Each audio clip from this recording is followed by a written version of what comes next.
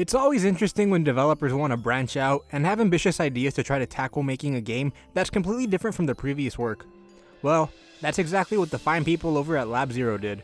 Having plenty of experience in the fighting game realm, they decided that instead of following up their popular game Skullgirls with either a sequel or another fighting game, they take a risk and instead make a side-scrolling RPG. And quite frankly, I respect that. Now, I played a bit of Skullgirls. I never got super good at it or anything, but I had fun playing it when I did. So when I heard that Lab Zero was making an RPG, I got pretty excited to see what they had planned. A few years ago, Lab Zero released a demo for this game, and I absolutely loved it. I thought the combat was fun, and I loved the Metroidvania element of exploring the world. But that was just a really small taste of the game. Would those gameplay mechanics hold up for a 20-hour experience? Or will it overstay its welcome? And what kind of story would the full version of the game tell?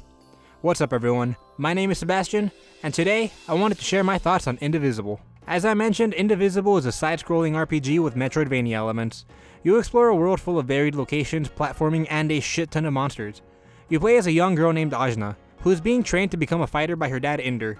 Then, everything changed when the Fire Nation attacked. Ajna's home village is attacked and burned down, and her father is murdered before he can finish teaching Ajna and telling her more about her past or her mother. Ajna fights the soldier Dar, who led the charge into her village and killed her father. But as they fight, Ajna accidentally uses a power she isn't aware she has, and absorbs Dar into her mind. With Dar having really no other choice but to stay in Ajna's mind, he agrees to take her to his boss Ravanavar. On her journey, she meets a ton of people who agree to jump into her mind and join her on her mission. However, once she reaches him, she learns that his true intention is to release a god named Kala from her imprisonment, and have her destroy the world. And Ajna discovers that her newly found powers play a key role in either saving the world, or being the key for Kala to destroy it. Ajna is your classic arrogant shit kind of character. She's really full of herself throughout the game, she's short-tempered and is ready to rush into a fight without considering her options. She's always well-intentioned, believing that her actions are necessary in order to prevent Kala from destroying the world, but it's these actions that constantly make matters worse throughout the game, eventually leading to Ajna's growth as a character,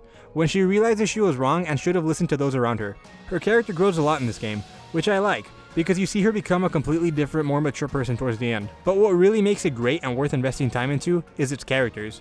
You constantly run into new party members throughout the game. Honestly, it's a bit of an excessive amount of characters you have join your party, especially in the earlier half, where you have people joining your party left and right. With that said, each character feels unique from each other.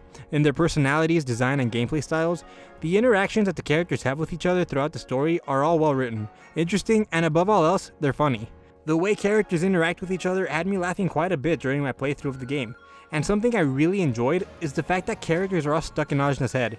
This creates some really interesting dynamic between them, especially when certain characters butt heads and have problems with each other. The fact that they're quite literally stuck with each other enhances those moments and makes them grow closer together. Take Dar as an example. He is the murderer of the protagonist's father, and he leads attacks all over the world, and he is stuck with people he has wronged. This allows the player to see how others feel about him throughout the game, and during his character development as the story goes on. To further get to know these characters, at any time you can go into Ajna's mind world and talk to everyone. This was one of my favorite parts of the game, as you saw Ajna's brain realm expand as more characters entered. Now, some characters clearly get more screen time than others, which is to be expected with a roster of characters this large. With that said, the main party members that don't get as much screen time still have their own personality when they do have time to shine, and no one feels bland or out of place. The most inconsequential the characters ever feel are some of the missable party members you can find. Design and gameplay wise, the missable party members are just as interesting as the main characters, but unfortunately they never talk during cutscenes or get acknowledged, and when talking to them in Ajna's mind, they always have the same line of dialogue to say. And Lab Zero knows that these characters didn't get as much story love as the rest, since there is a self-aware joke towards the end of the game with one of the characters. And yet, I sense something familiar about it. Whoa! Tungar! I forgot you were here! I'm a man of few words. What can I say? It's disappointing, but hey, it makes sense.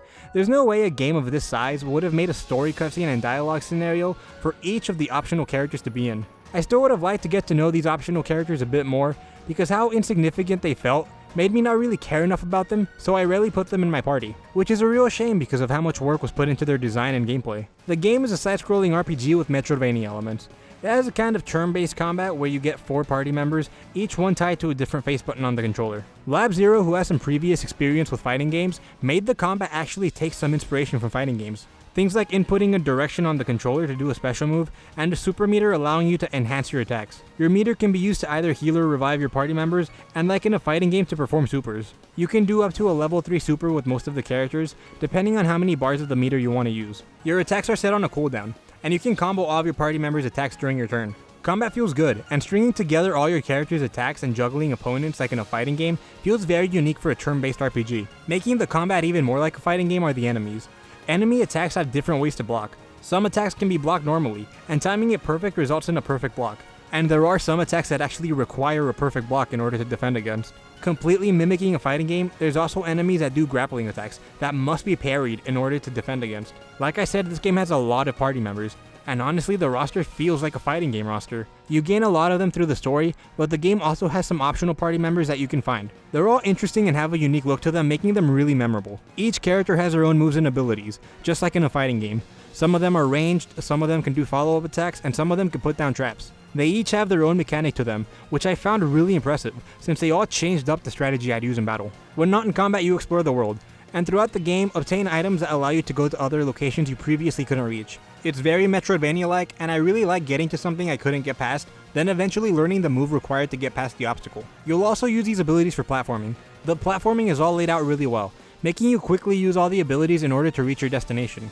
I thought it was really cool, however, I do wish it felt a little more precise. There'd be times I tried to jump over spikes, and I'd feel like my jumps were just slightly out of reach, but eventually, I'd make the jump without trying anything different. There'd also be times where I'd be pressing the button to do an ability, and Ajna just wouldn't do it, or do a different ability. I don't know, I just felt like I had a lot of unfair failures with the platforming that I don't think should have been failures. But who knows, I might just fucking suck. That's also a possibility. The backgrounds are all interesting and detailed, making it feel like the world has been lived in and has a history. I mentioned that the party members all have interesting designs, but even more impressive is that the background characters all have interesting designs too. Usually in games, background characters just look really generic and oftentimes look really similar to each other. But it feels like Lab Zero put as much time into the background characters as the party members. Now you might be thinking, oh, then there probably isn't that many background characters since they're all so detailed. But no. These cities are all full of people, and I went around talking to each one, because they all look like they could be someone that could join my party. Now I do have some gripes with the game. Aside from platforming, which I already mentioned doesn't always feel fair, this game has a lot of backtracking. Now you might be thinking, no shit, it's a fucking Metroidvania. The point is going back and reaching areas you couldn't before. But the backtracking in this game doesn't feel fun or interesting to me. Like, there's this fucking mountain in the game that you climb up 3 different times just to go face a boss and get knocked off again. Like, climbing up the same thing 3 times, even if I do have new abilities to be able to take slightly different paths, just feels really tedious to me. There's also a point in the game where you have to go back to each of the 3 cities you went to before, and at this point I was already feeling tired of exploring these cities, because the game also doesn't do a great job of telling you where to go. So I had just spent a bunch of time running around a city and finally finished it when the game is like, hey, go back there now. I feel like this created some pacing issues and kinda made the game feel pretty long, and it made me just kinda want to get past areas and start avoiding fights. Alright, now I don't want to focus on negatives too much, so let's talk about how the game is absolutely beautiful. The art style and animation are really cool. I love the design of the world and how diverse the characters feel from each other. The music is also really good, setting the tone of each area really well, and getting pretty hyped during the ending. I also love all the artwork during the cutscenes that feature animatics. Overall, I did enjoy this game. Sure, it frustrated me at times with the pacing of the game and some of the platforming sections, but for this being Lab Zero's first attempt at a game like this, I'd say they did a pretty good job, and probably learned a lot of lessons that they can take into a sequel. Plus, I really like the fighting game inspired turn-based fighting mechanics. They feel unique and unlike anything I've played before. Like I said at the beginning, I really respect Lab Zero for making something this ambitious, after their only other game being a fighting game.